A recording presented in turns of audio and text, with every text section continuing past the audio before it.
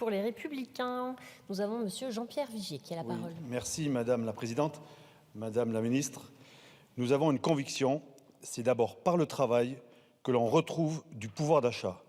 C'est par ces mots que l'ex-première ministre a introduit la conférence sociale sur les bas salaires en octobre dernier.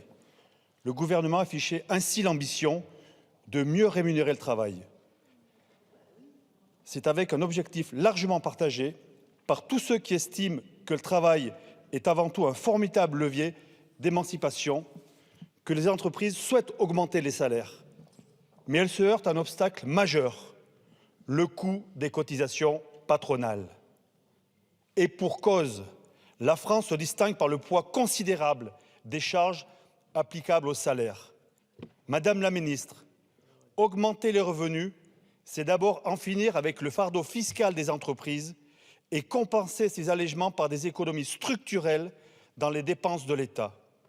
Comme nous le proposions dans le cadre du contre-budget des Républicains à l'automne, nous devons consacrer 1 milliard d'euros supplémentaires pour baisser les cotisations patronales entre 1 et 1,6 SMIC.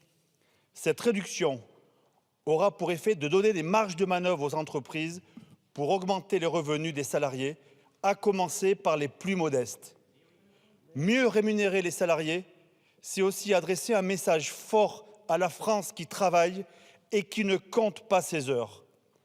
Alors que les entreprises peinent encore à recruter, il est grand temps de redonner tout son sens à la valeur travail.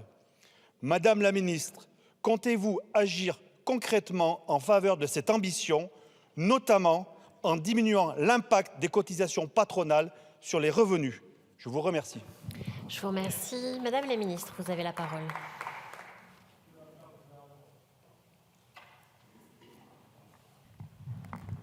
Merci Madame la Présidente et Mesdames, Messieurs les députés, j'allais dire chers collègues, mais ce n'est plus tout à fait une réalité. Je tenais tout d'abord à m'excuser pour mon retard.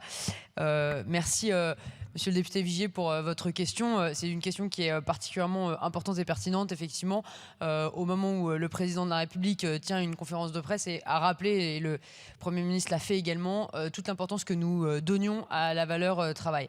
Depuis 7 ans que je suis élu à l'Assemblée nationale, j'ai également été à de très nombreuses reprises à la rencontre des entreprises de mon territoire et ailleurs en France. Et cet enjeu de la baisse des cotisations, c'est un enjeu qui revient régulièrement, notamment dans la question de la revalorisation des salaires. Ce n'est pas le seul levier sur lequel on peut agir, mais c'est un des leviers. C'est pourquoi, dès 2017, nous étions engagés à transformer le CICE en une baisse de charges pérenne et que nous continuons les efforts qui ont été engagés puisque, comme vous le savez, Madame la ex-première ministre, Madame Elisabeth Borne, avait sollicité 2 économistes, Monsieur Beaulieu et Monsieur Wessmer, pour mener une étude et faire des propositions à ce sujet. Ils devraient rendre au printemps un premier volet de leurs conclusions et leurs conclusions définitives à l'été. La question que vous posez, les enjeux que vous avez soulevés dans votre question sont exactement au cœur de leur mission et donc je vous propose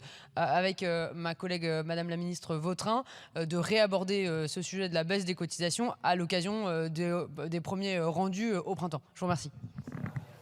Je vous remercie. Pour le groupe démocrate, Monsieur Laurent Leclerc a la parole.